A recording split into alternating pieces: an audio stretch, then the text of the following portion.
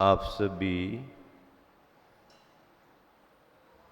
जगत और जीवन के रहस्यों को इस प्रवचनमाला में समझ रहे हैं। जीवन तो दिखाई दे ही रहा है,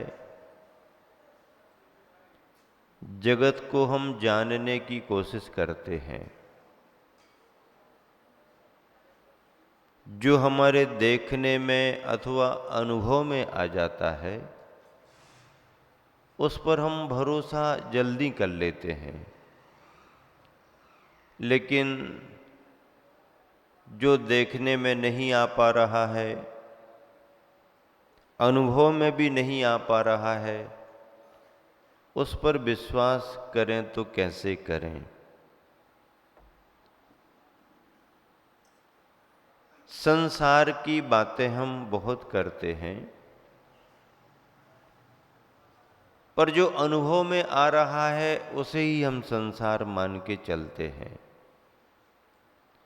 ये तो परिभ्रमण का संसार है जो चल रहा है। चार गतियों में घूम रहे, आ रहे जा रहे, यहाँ पर भागा दौड़ी सब दिख रही। ये संसार तो समझ में आ रहा, लेकिन इस संसार का आधार क्या है। हम चार गतियों में जा रहे हैं तो वो चार गतियां कहाँ कहाँ हैं। जहां पर हम हैं वो स्थान, उसके नीचे का स्थान, ऊपर का स्थान, ये सब है क्या। इस पर विचार सभी ने किया। सभी ने अपनी अपनी मान्यताएं भी बनाई। किसी ने कहा सृष्टि ऐसी है, किसी ने कहा सृष्टि वैसी है। सब ने अपने अपने तर्कों से अपनी अपनी बात रखी। जैन सिद्धांतों में भी सृष्टि का कथन आया है, उसके भी अपने तर्क हैं।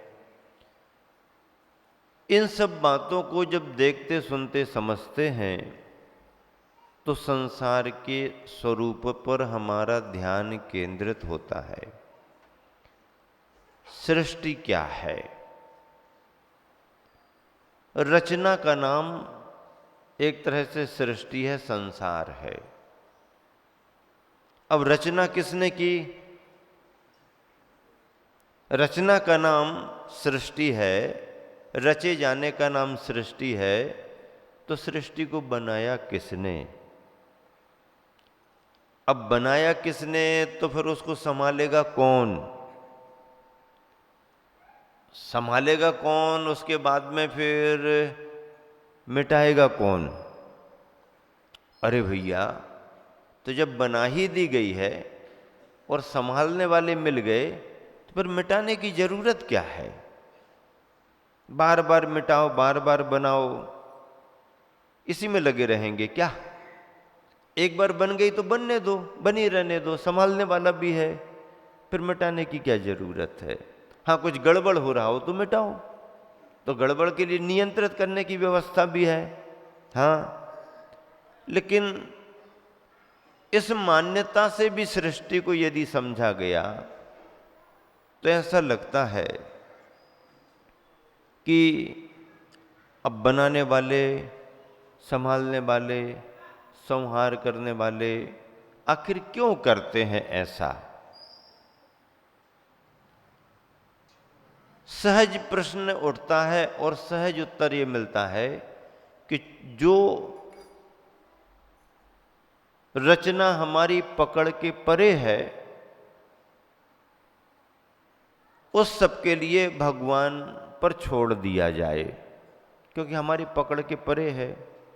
जहाँ तक हम पकड़ सकते हैं तो हमारा तुम्हारा होगा, हमने तुमने किया होगा। लेकिन जिसको हम नहीं पकड़ सकते हैं वो किनके द्वारा हो गया, वह भगवान के द्वारा किया गया होगा। लेकिन जैन परंपरा ने भगवान के स्वरूप को भी निर्धारित किया है। भगवान बनने के बाद उनको किसी को बनाने की जरूरत नहीं, उनको संभालने की जरूरत नहीं, फिर उन्हें मिटाने की भी जरूरत नहीं। और यदि कोई बना रहा है, संभाल रहा है, मिटा रहा है, तो तो उसमें उस तरह के भगवत पने का स्वरूप नहीं है। इसलिए सभी मान्यताओं के अंतर्गत, सभी मान्यताओं में जैन दर्शन की मान्यता अलग है। जैन दर्शन ने सृष्टि को अलग रूप में माना है, इस बात को स्वीकार किया है जैन दर्शन ने भी कि सृष्टि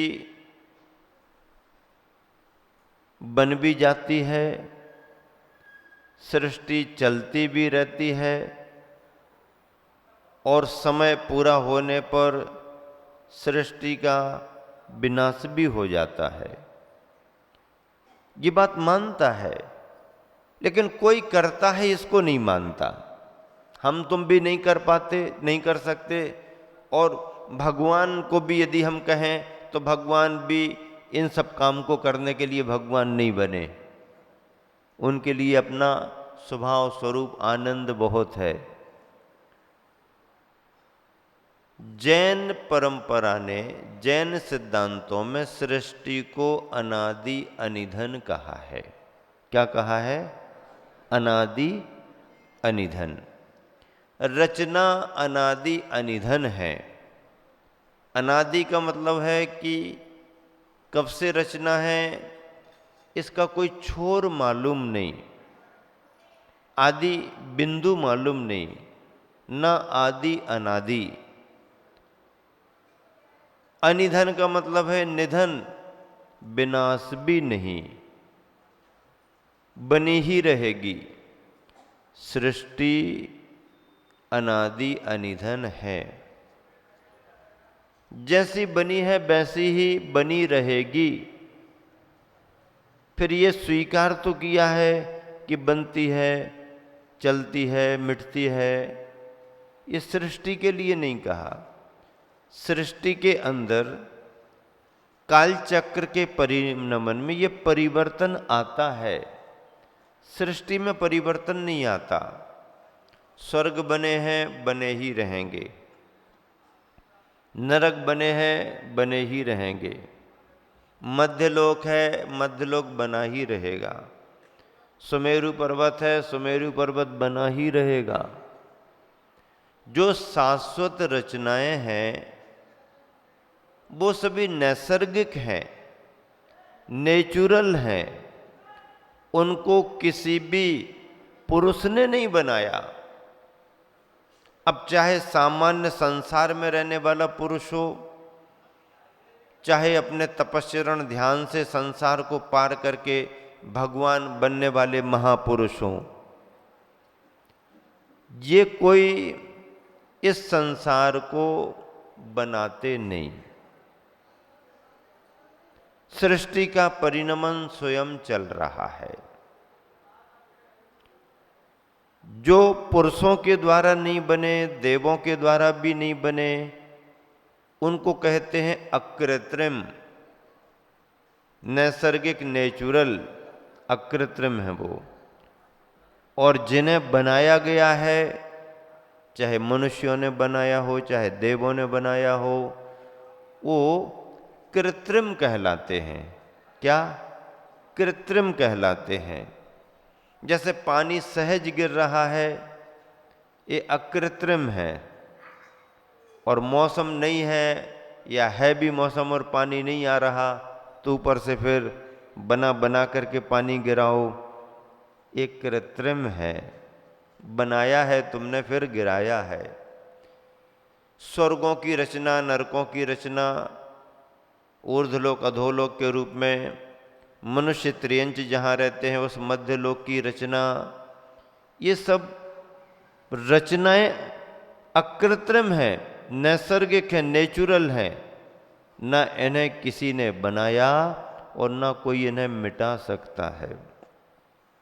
हाँ, ये बात अलग है, इनमें जन्म लेने वाले जीव, चार गतियों में भ्रमण करने वाले जीव, काल चक्र की चपेट में आने वाले जीव, ये रचनाएं चपेट में नहीं आती काल चक्र के, लेकिन ये चपेट में आते हैं। काल उन्हें भी परिवर्तित करता है। काल मेरु पर्वत के स्कंद को भी परिवर्तित करता है, लेकिन शाश्वत और अकृत्रिम होने के कारण उनमें नई नई वर्गनाएं निरंतर लगती रहती हैं, इसलिए उनका विनाश कभी नहीं होता। यही उनका शाश्वतपना है, यही उनका अकृत्रिमपना है। लेकिन जन्म लेने वाले आयु पूरी करी बदल गए, शरीर मिला बदल गया, पेड़ पौधे नदी नाले पहाड़ पर्वत बने, समय पाकर के नष्ट हो गए। काल चक्र के परिवर्तन में ये सब परिवर्तित होते रहते हैं, लेकिन रचनाएं शाश्वत हैं। ऐसे ही सृष्टि को शाश्वत रूप में भी और परिवर्तन के रूप में भी जैन परंपरा ने स्वीकार किया है। तीर्थंकर भगवंतों की वाणी है।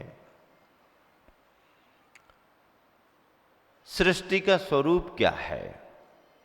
कभी आपने विचार किया?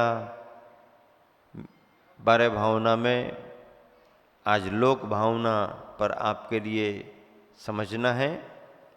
लोक अलोक आकाश माहि थिर निराधार जानो, पुरुष रूप कर कटी भये सड द्रव्यन सो मानो। 2 पंक्तियां आपके सामने रखी। क्या सृष्टि कहाँ है, कैसी है?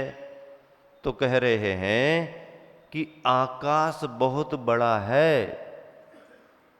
आकाश बहुत बड़ा है, जिसमें लोक और अलोक का विभाजन किया गया है।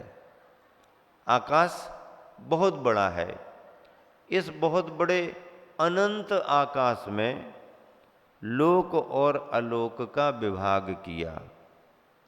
लोक किसे कहेंगे?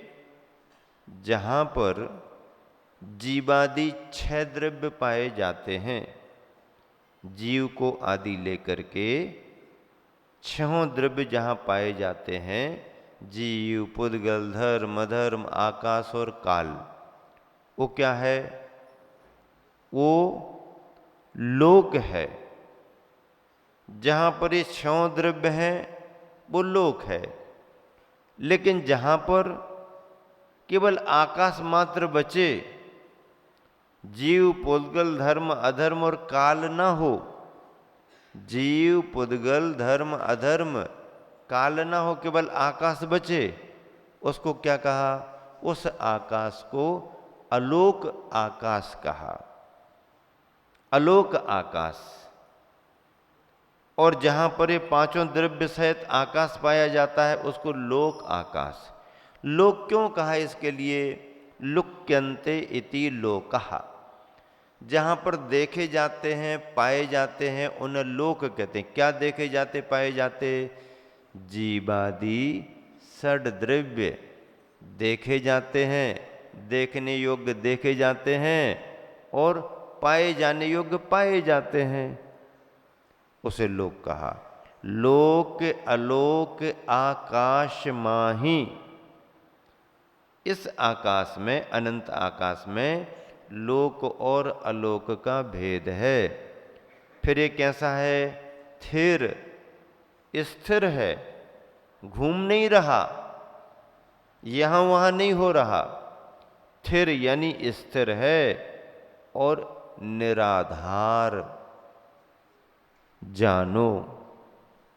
निराधार का मतलब कोई रचना खड़ी है तो उसके नीचे कोई नींव वगैरह भरी हो, बेसमेंट, बेस उसका कुछ हो, नहीं, कुछ नहीं है।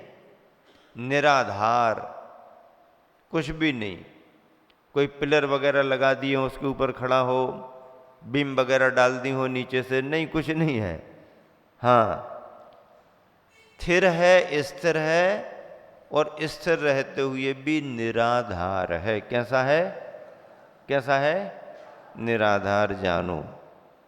और रचना कैसी है इस लोक की, जिसमें ये 6 द्रव्य पाए जाते हैं? तो रचना कैसी है? पुरुष रूप कर कटी भये। किसी एक व्यक्ति को खड़ा करो। फिर वो क्या करे, अपने दोनों पैरों को फैलाए, अपने दोनों पैरों को फैलाए और अपने दोनों हाथों को मोड़ करके कमर पर रखे। पैर फैले हुए हैं और दोनों हाथ कमर पर मुड़े हुए रखे हुए हैं। अब ये जो आकार बना, आप मन में कल्पना करो, आदमी इंसान है, पैर फैले हैं, दोनों हाथ कमर पर हैं। ये जो आकार बना, ये जो ढांचा बना, ऐसी रचना लोकाकाश की रचना है। बिल्कुल दी सेम। आप चित्र देखना, सिर आपका है जिस साइज का है, लोक में भी उतने ही अनुपात से वही साइज आएगी ऊपर सिद्ध शिला में। यहाँ पर जो कंधों का भाग है वहाँ स्वर्गों का वो भाग आएगा। कमर के यहाँ ये जो आपके हाथ फैले हुए हैं, ये भाग स्वर्ग के बीच का भाग रहेगा। कमर के यहाँ पर मध्यलोक रहेगा और नीचे अधोलोक की रचना उसी रूप में पहले कम और नीचे नीचे फैला हुआ। सातवां नरक फैला हुआ बड़ा है, ऊपर ऊपर के कम है। इस तरह जैसे किसी एक पुरुष को चित्र में कोई इस तरह से रेखांकित कर दे, या पुरुष सामने सामने ऐसा खड़ा हो जाए, जो रचना आपको दिखेगी वही रचना लोक की है। और इस लोक में तीन भेद करके नीचे के भाग को अधोलोक, बीच के भाग को मध्यलोक और ऊपर के भाग को ऊर्ध्वलोक कहा गया है। संसार तीनों लोकों में बटा हुआ है और ये जो तीनों लोक हैं ये चारों तरफ से प्रेशर के उसमें स्थिर बने हुए हैं। तीन बात बलय होती हैं, तनु बात बलय, घन बात बलय, घनो दधि बात बलय। इन तीन वात बलियों यानी वायु के प्रेशर में ये तीनों बस ज्यों के त्यों स्थिर बने हुए अनादि अनिधन। लोक की रचना क्या हो गई?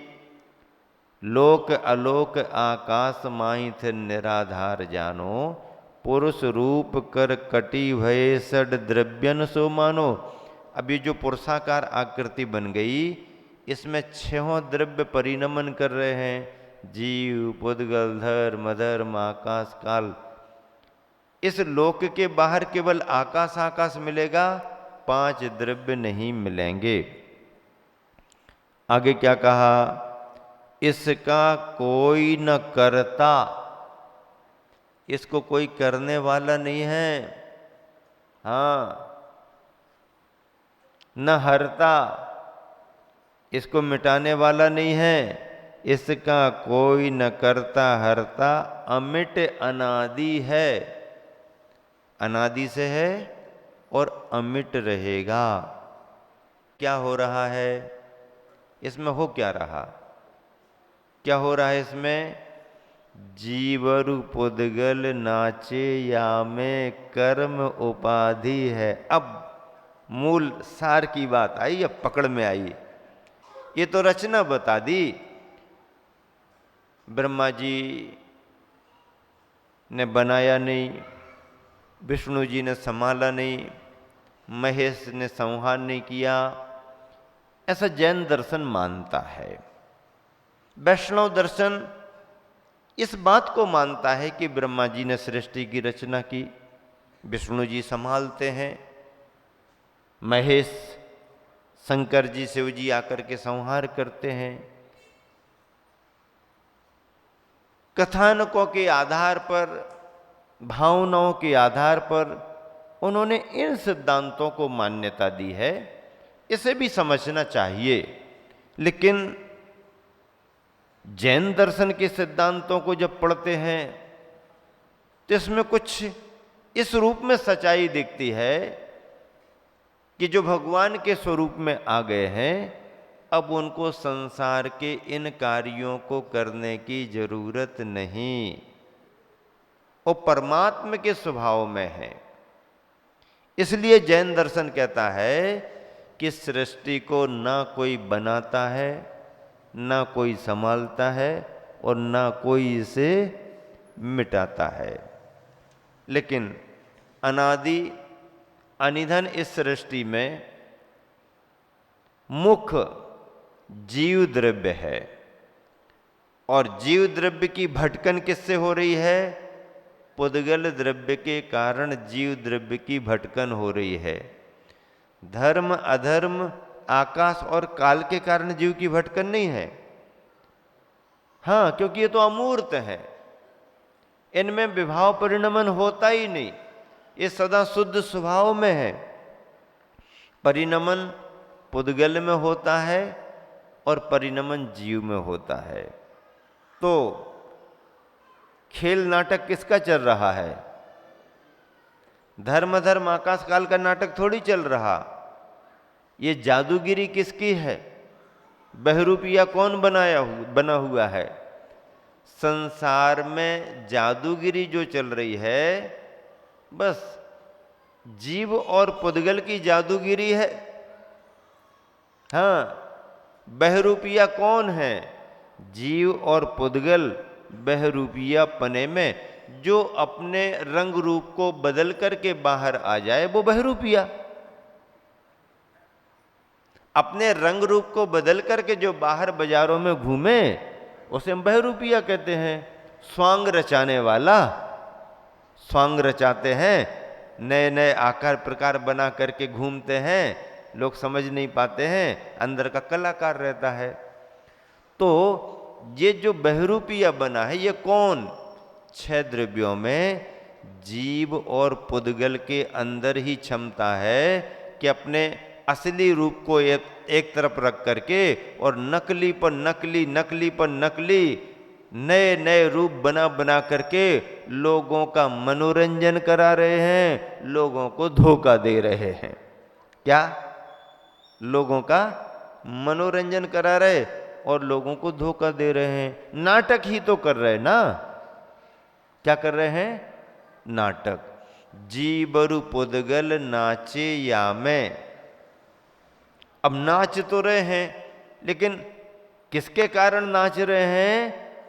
कर्म के कारण नाच रहे हैं। कर्म उपाधि है। नाचने वाला जीव है और नचाने वाला कौन है? नचाने वाला कौन है? कर्म नचा रहा है। कर्म नचा रहा है और नाच कौन रहा है? जीव। कभी कभी आपने देखा होगा महानगरों में चौराहों पर कोई कोई पैसा कमाने वाले अपनी योग्यता से, कला से खड़े हो जाते हैं और देखने में आया कि एक ढोल बजाता है और सामने वाला उसके ढोल पर करता रहता है, उसका ढोल चलता रहता है और सामने वाला अपना दिखाता रहता है करतब। लोग देख देख करके खुश हो करके जब उसका पूरा हो जाता है दे देते। तो जीबरु पुद्गल नाचे या में, नाटक तो सभी कर रहे हैं। अब असली नाटक करने के साथ साथ कई बार नकली नाटक और करने लगते ऊपर से। हाँ, वैसे ही संसार में ये संसार के चक्कर का नाटक तो चल ही रहा। असली रूप क्या है? ना पुद्गल का पता चल रहा ना जीव का। लेकिन इन नाटकों को करते करते घर गृहस्थी के और नाटक करने लगते हैं। हाँ, अनेक प्रकार के नाटक होते हैं। तो ये नाटक तो कर रहे हैं, लेकिन नाटक के अर्थ कोई नहीं समझ रहे हैं। हमारे गुरुवर आचार्य श्री ने कहा, एक कविता में लिखा कि यह संसार है विशाल एक नाटक।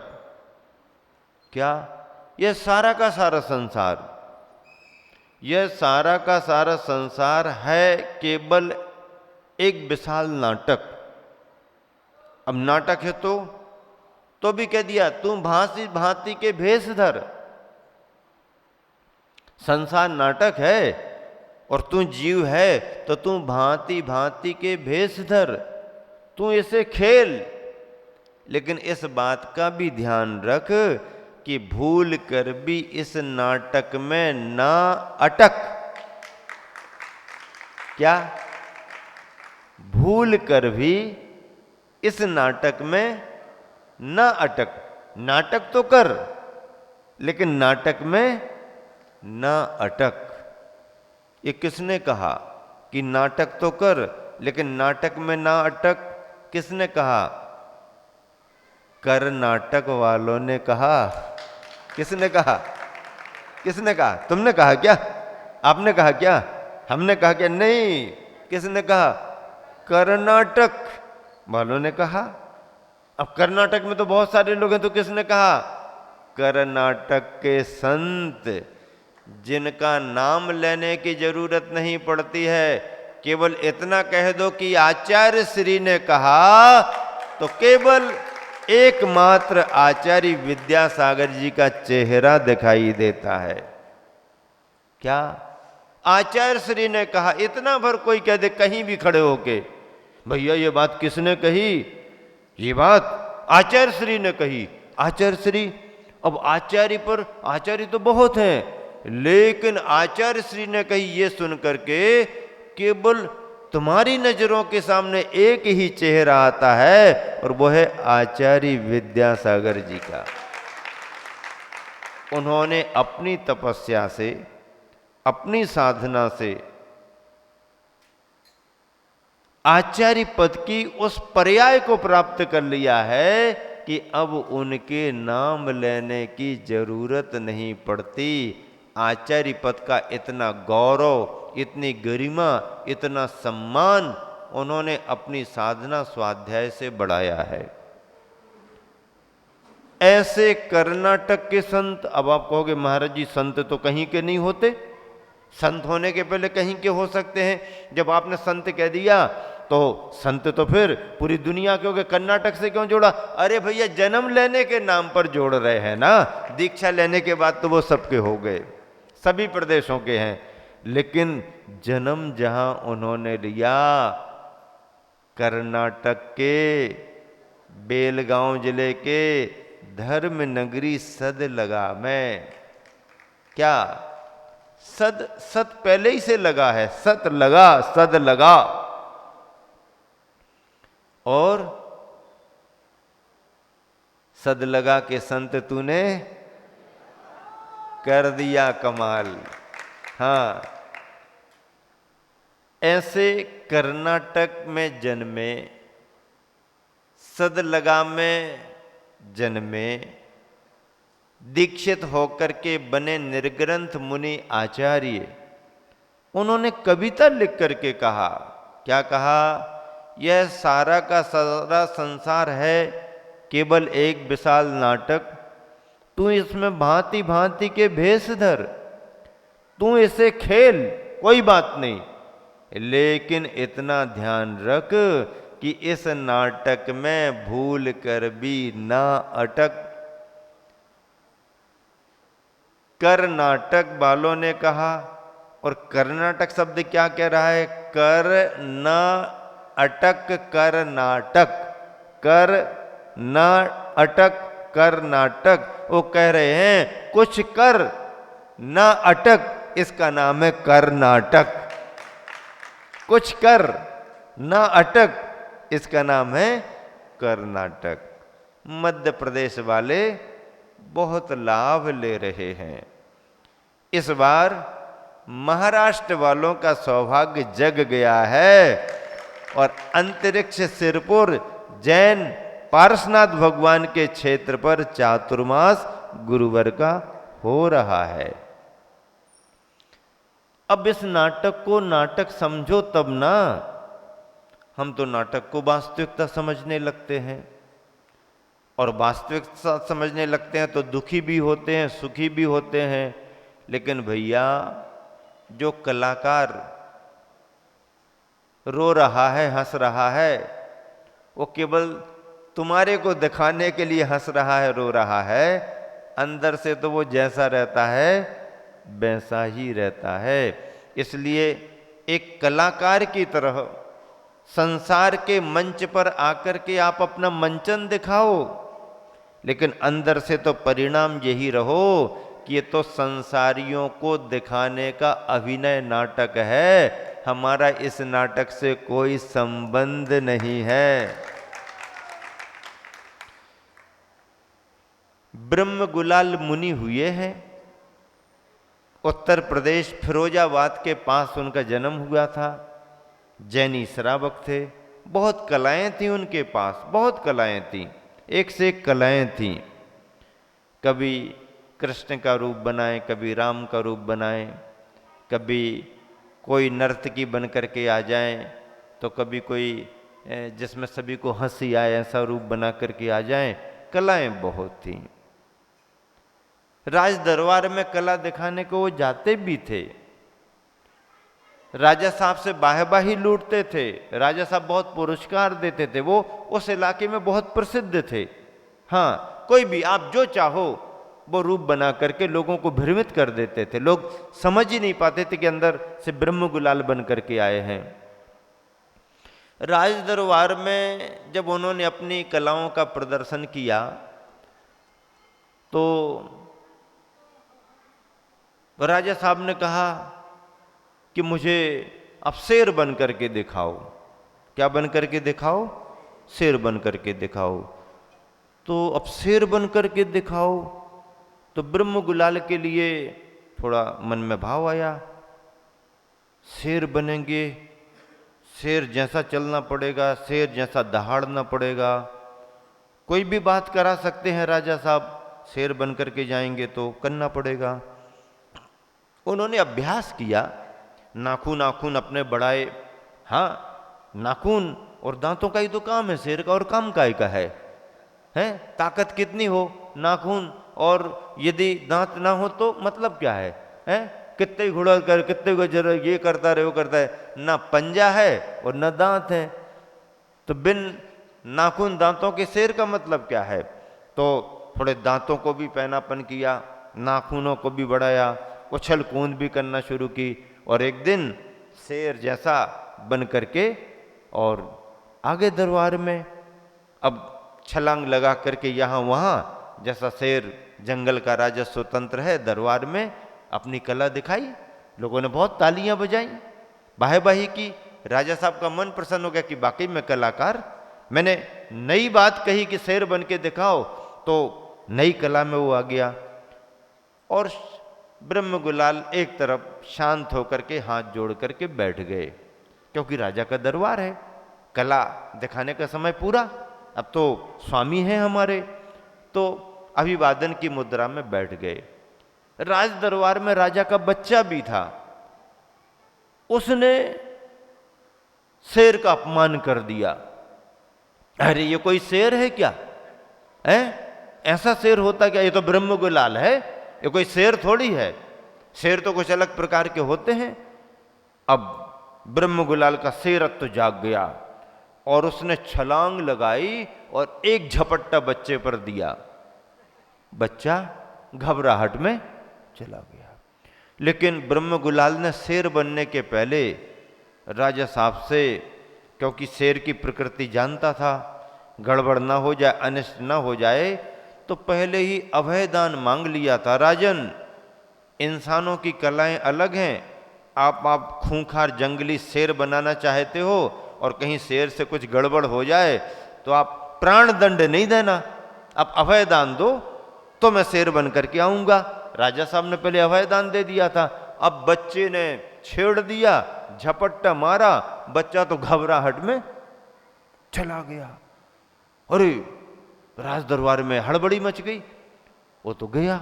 राजा साहब बहुत दुखी हो गए, मैंने ही आज्ञा दी, मैंने ही शेर बनवाया, बच्चे की गलती थी, क्यों छेड़ दिया उसके लिए, और फिर इसने तो मुझसे अभयदान ले लिया है।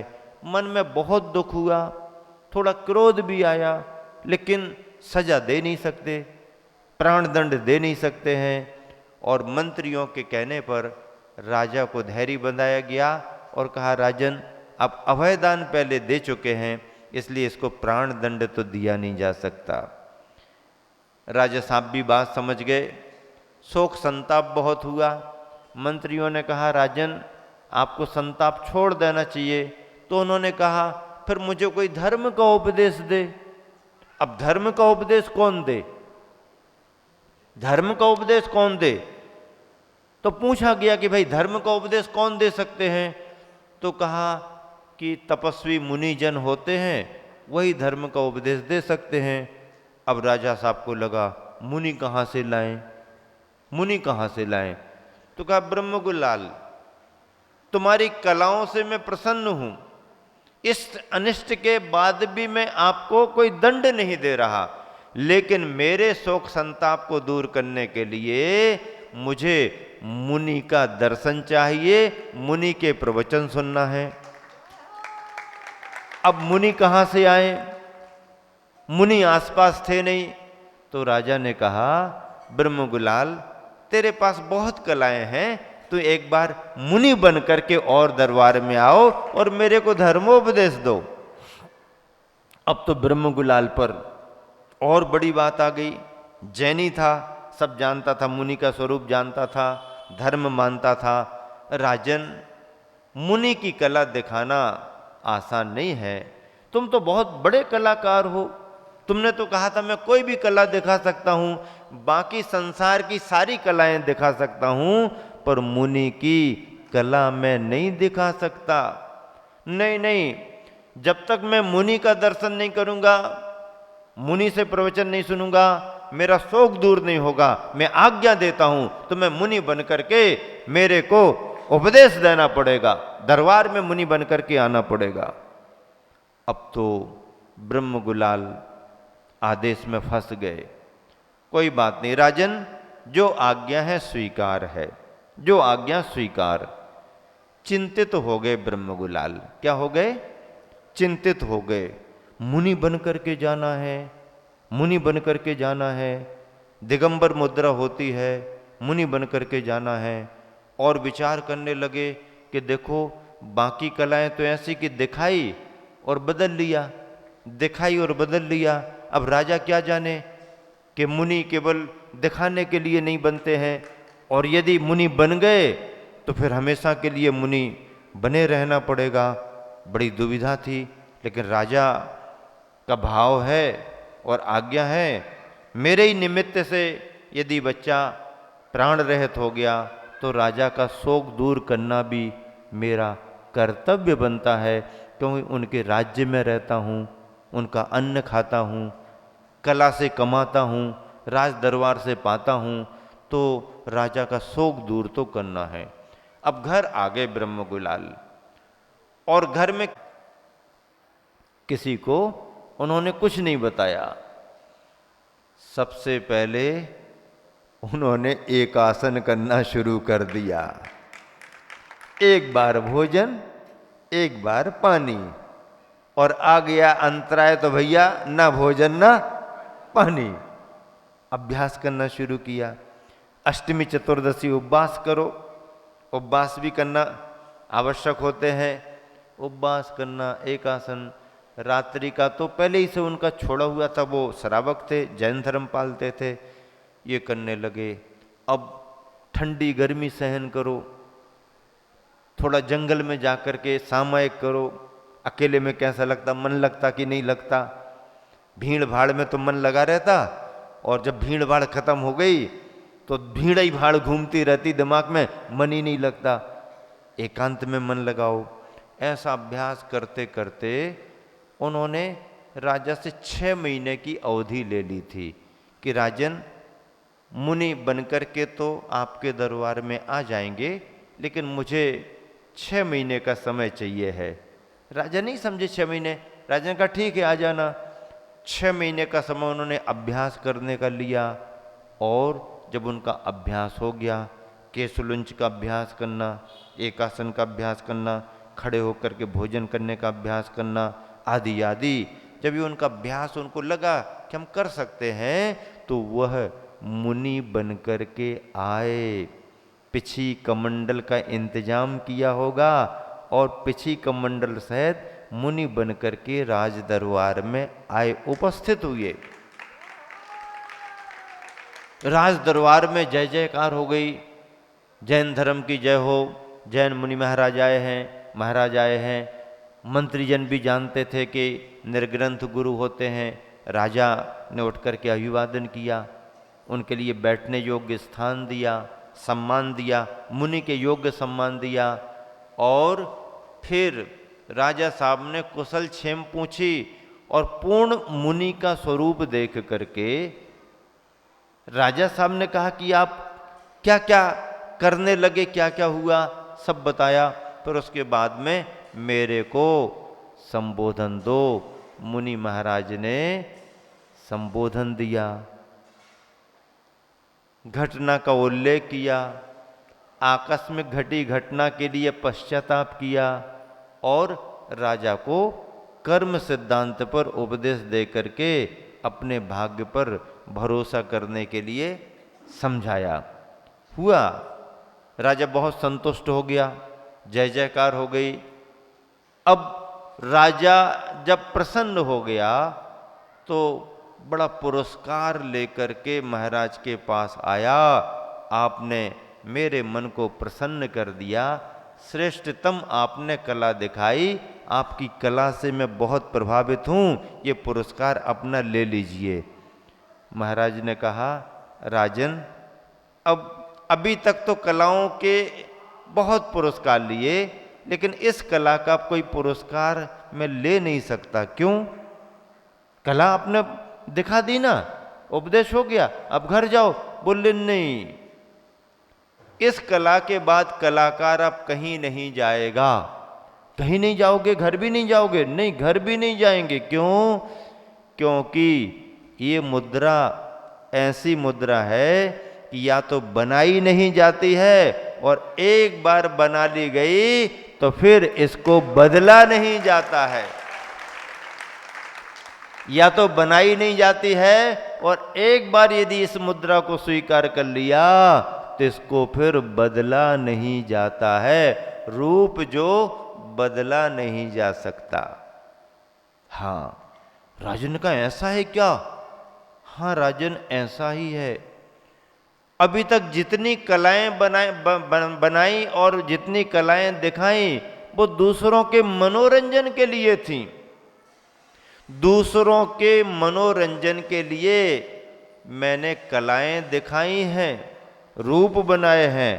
लेकिन अब यह जो रूप बनाया है, यह दूसरों के मनोरंजन के लिए नहीं, बल्कि अपने मोह के भंजन के लिए, मन के भंजन के लिए मैंने ये रूप बना लिया है।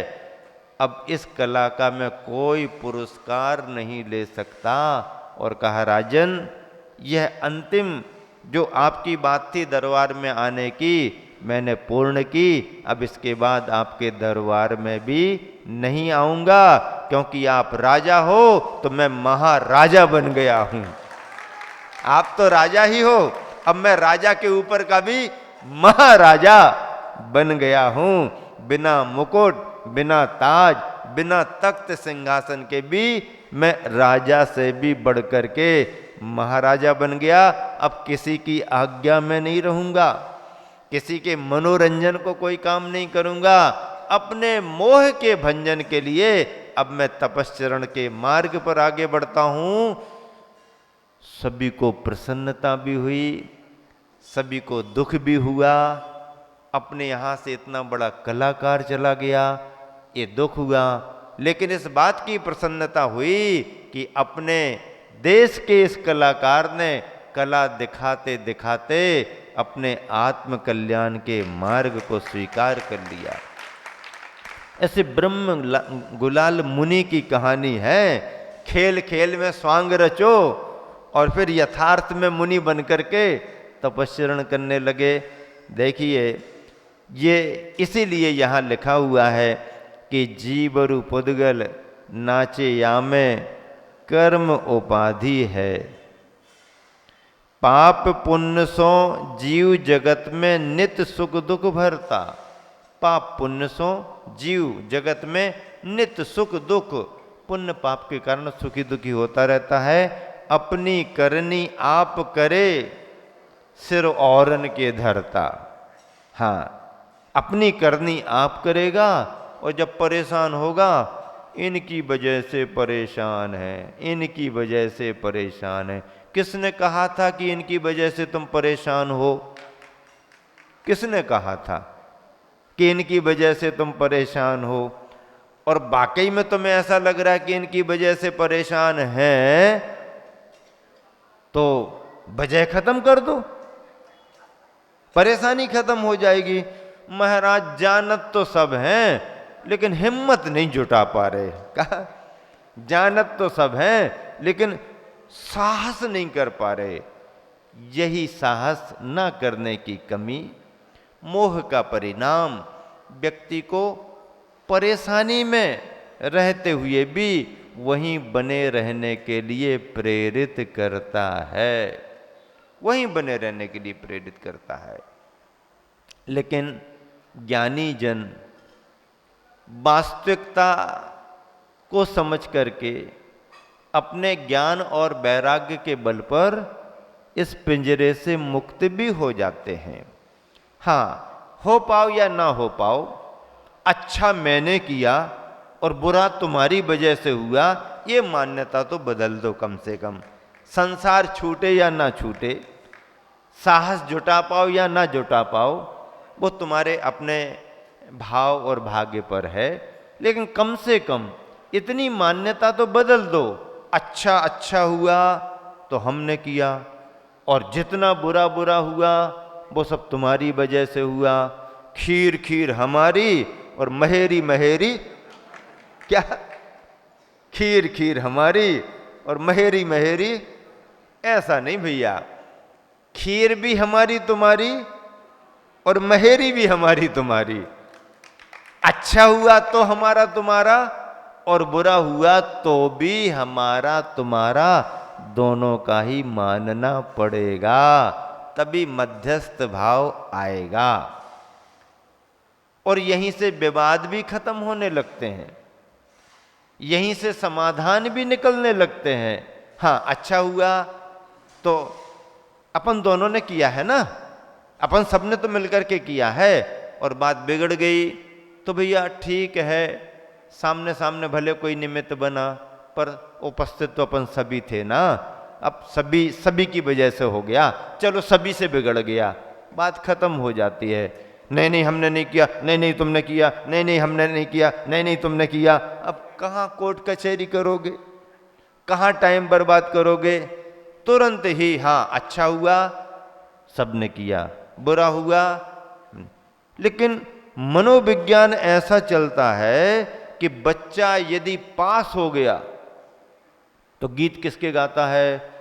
भाई मैंने मेहनत की है, दिन रात पसीना बहाया है।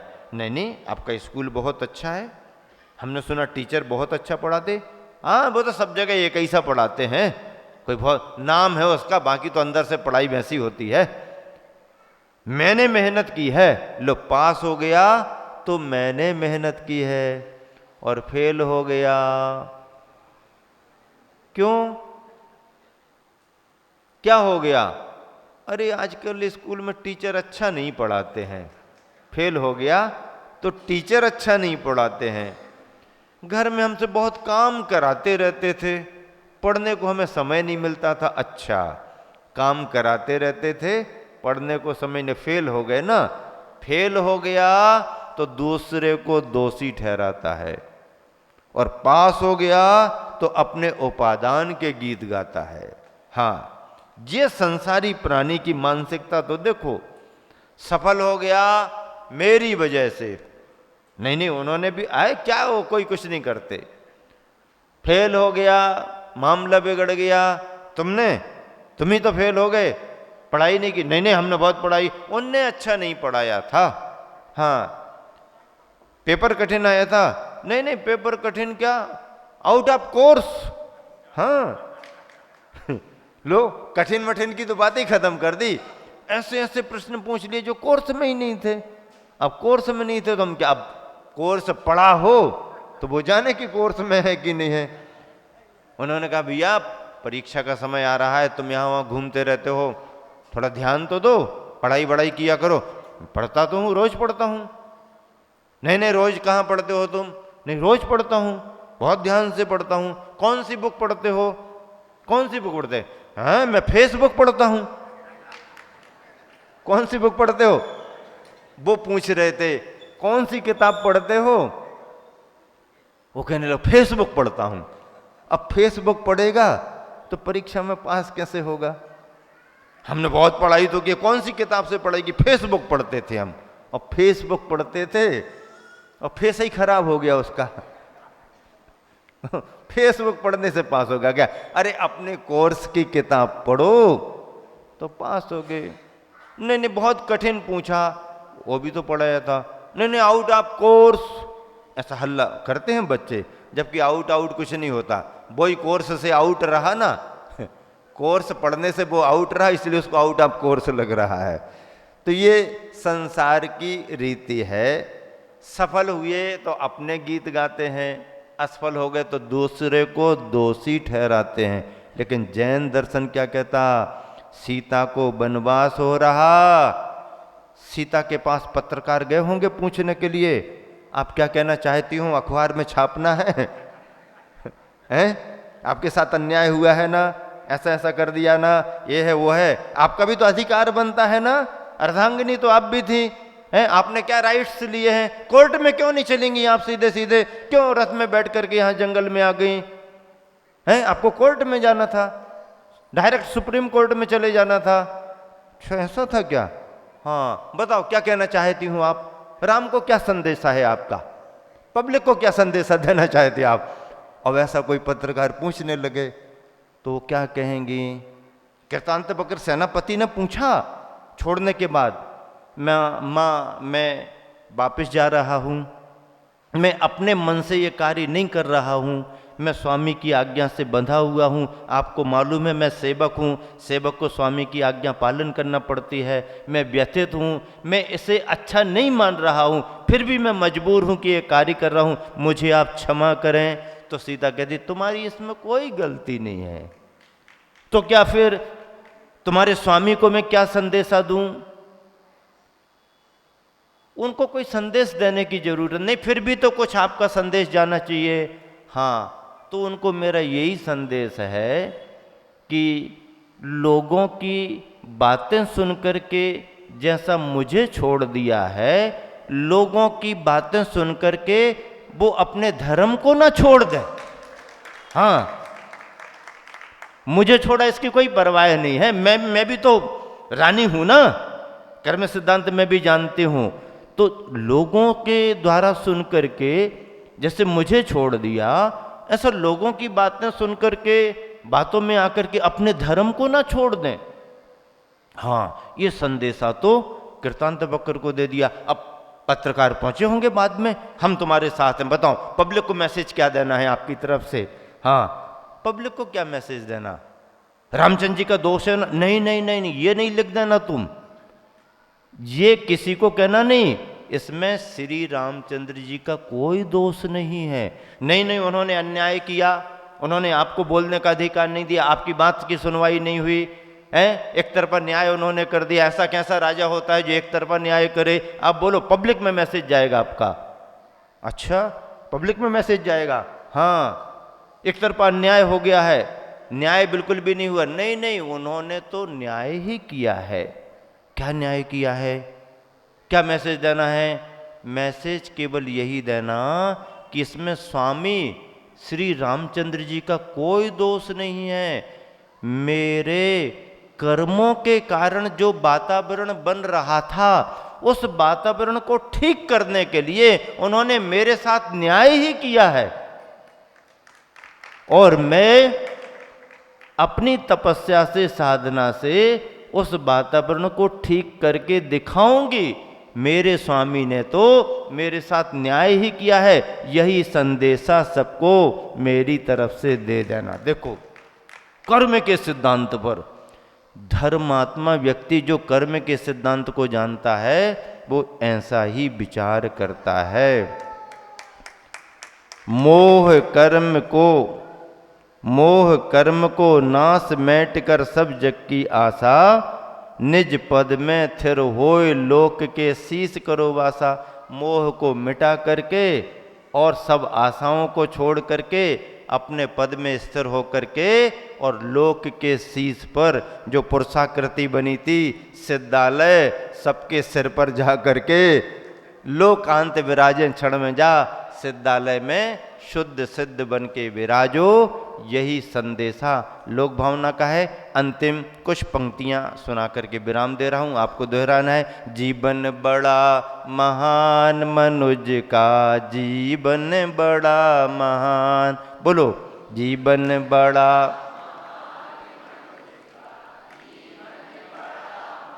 जीवन बड़ा महान मनुज का, जीवन बड़ा महान।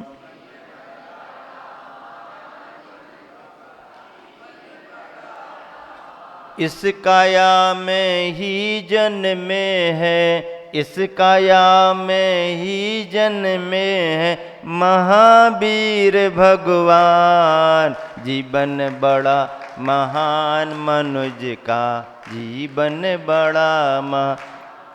तुम चाहो तो सोना तप कर कुंदन बन जाए, तुम चाहो तो सोना तप कर कुंदन बन जाए। तुम चाहो तो सोना तप कर, सोना तप कर, हाँ सोना तो है ही कीमती, लेकिन उसको और तपा दो तो कुंदन और महंगा और अच्छा। तुम चाहो तो सोना तप कर। बेगमगंज वाले चाहो तो, ये गढ़ी वाले आ गए हैं, कमेटी वाले, बागीदोरा वाले आए हैं, तो ये पंच कल्याणक बड़ा संपन्न करा है। तुम चाहो तो सोना तप कर कुंदन बन जाए। तुम बबूल, बबूल कांटा, तुम बबूल समझे हो जिसको चंदन बन जाए। तुम बबूल समझे हो जिसको चंदन बन जाए। यदि जीवन का सार खींचने, जीवन का सार खींचने, यदि जीवन का सार खींचने कालो तुम प्रण ठान। जीवन बड़ा महान मनुज का, जीवन बड़ा महान। जीवन बड़ा महान मनुज का, जीवन बड़ा महान। इस काया में ही जन्मे हैं वीर राम हनुमान। जीवन बड़ा महान मनुज का, जीवन बड़ा महान। जीवन बड़ा महान मनुज का, जीवन बड़ा महान। महावीर भगवान। फूलों से मुस्कान है, मुख तेज सूर्य जैसा, शब्दों में कैसे है हो वर्णन। समता सागर जी मुनि राज का।